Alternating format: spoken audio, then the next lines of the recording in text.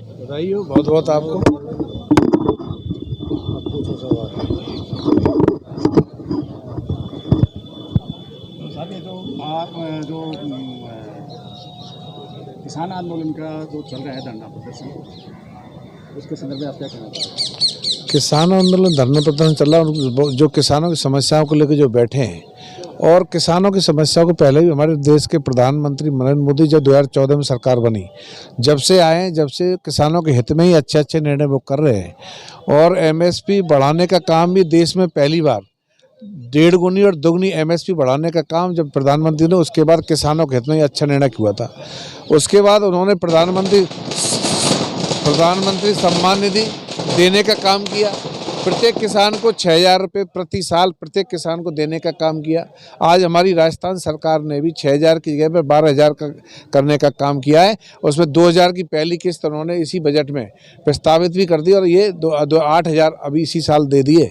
तो मैं कहता हूँ किसानों के तो चाहे खाद बीज की बात हो, पानी की समस्या की बात हो, बिजली भी कैसे ज़्यादा अधिक से अधिक किसानों को मिले, उस और अच्छे अच्छे निर्णय किए हैं। और एमएसपी पे खरीद जो ये बैठे हैं ना, गारंटी एमएसपी गारंटी योजना को लेकर के, क्या एमएसपी पे गारंटी योजना के तहत खरीद होनी चाहिए उस पर। और ये बात सही है, किसानों को फायदा जब ही मिलेगा जब एमएसपी पे जो दर एमएसपी न्यूनतम समर्थन मूल्य जो घोषित किया है उस पर खरीद हो, किसान को उसका जब ही फायदा मिलेगा। कि किसान आज फसल के एमएसपी की भाव है 2,400 और गिर जाता है 1,870 रुपये प्रति क्विंटल के हिसाब से, जो उससे नुकसान ही होता है किसान का। तो ये प्रधानमंत्री जी कभी पीछे नहीं रहे, बढ़ चढ़ के उनको बजट भी आगे वो लेके गए किसानों के हित में।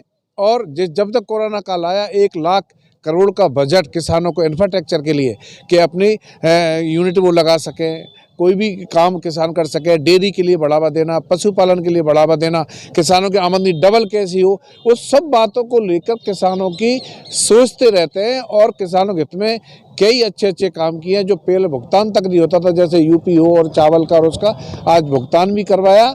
और एमएसपी में ज़्यादा खरीद के लिए अभी भी कल जो धरना पे बैठे हैं दिल्ली में, वहाँ तो उसको लेकर के तीनों केंद्रीय मंत्री, आज चाहे अर्जुन मुंडा जी हों, पीयूष गोयल जी हों, तीनों मंत्रियों ने किसान नेताओं को बुला करके चर्चा की, बात की, और उस पर कदम बढ़ा रहे हैं। और वो कैसे ही निर्णय किसानों के हित में हो, और ये आपस में सामंजस्य बैठा के निश्चित कोई ना कोई रूपरेखा बना के कैसे किसान आंदोलन समाप्त हो, कैसे उनकी समस्याओं का समाधान हो। उन्हें जो मांग रखी है उन मांगों पर कल भी चर्चा हुई थी, और आगे भी जो समाधान है निश्चित रूप से चर्चा होगी, और कोई ना कोई अच्छा रास्ता निकले जिससे ये आंदोलन समाप्त हो सके। चर्चा अटकी कहाँ पर अटकी हुई है? चर्चा केवल ये कि वो कहते हैं एमएसपी गारंटी कानून बनाओ। पहले भी ये कि जब किसानों को आंदोलन किया था, उन्होंने 3 जो कानून आए थे, हो सकता है कानून वो अच्छे थे, प्रधानमंत्री लाए, किसानों के हित में थे, इन्होंने काले कानून बनाए, कुछ बताए, तो उस वजह से फिर किसानों ने कहा कि ये कानून हटाओ। तो तीनों कानून प्रधानमंत्री जी ने किसानों को कहा कि किसान नाराज नहीं हो, और किसान चाहता है ठीक है, मैं तो किसानों से अलग नहीं जा सकता, तो उस हिसाब से उन्होंने वो तीनों ही कानून वो समाप्त कर दिए थे। और एक कमेटी बना दी थी कि कमेटी उसमें निर्णय करेगी, और वो निर्णय के तहत आगे काम बढ़ेंगे। और लोकसभा के चुनाव को प्रभावित तो नहीं करने का तरीका, ये मैं यही कहना चाह रहा था, ये राजनीति से प्रेरित ये आंदोलन है।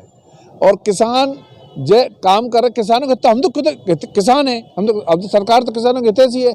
आज जो ये आंदोलन हो रहा है, ये क्यों आज 3 साल 4 साल हो गए, क्यों अब जब लोकसभा चुनाव दिख रहे हैं, 1 महीना आचार संहिता लगने वाली है, 15 दिन में, ये आंदोलन अभी क्यों? ये पहले भी कर सकते थे, 1 साल पहले के 2 साल, केवल पंजाब और दिल्ली हरियाणा में क्यों ये आंदोलन? पूरे देश में तो कहीं आंदोलन दिख नहीं रहा।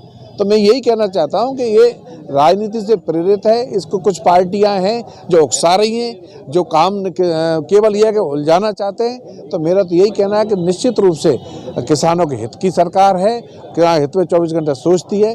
तो उसको लेकर मैं यही कहता हूं कि आंदोलन जल्दी जल्दी समाप्त हो।